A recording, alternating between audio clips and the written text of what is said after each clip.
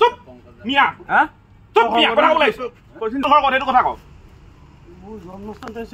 বুজাই তই বুজালে বুজিছা ইয়াত নহ'ব ইয়াত কেলে আছো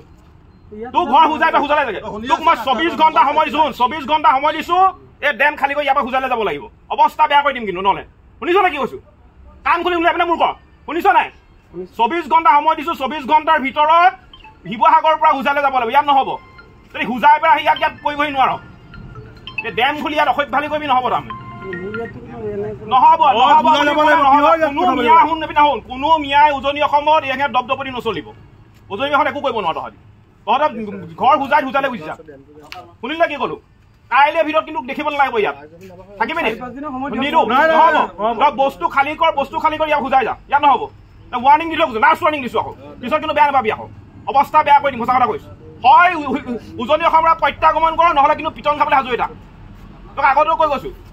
আমাৰ ল'ৰাটোক আগত কৈছিলে ই কৈ গৈছে তোক কৈছিলে সেইদিনাখন তোক কৈছিলা নাই শুনি ল তোক সেইদিনা কৈছিলা তই কি কৈছিলি সেইদিনাখন কি কৈছিলি চুপ মিয়া চুপ মিয়া কথা ক'ব লাগিছো কৈছিলে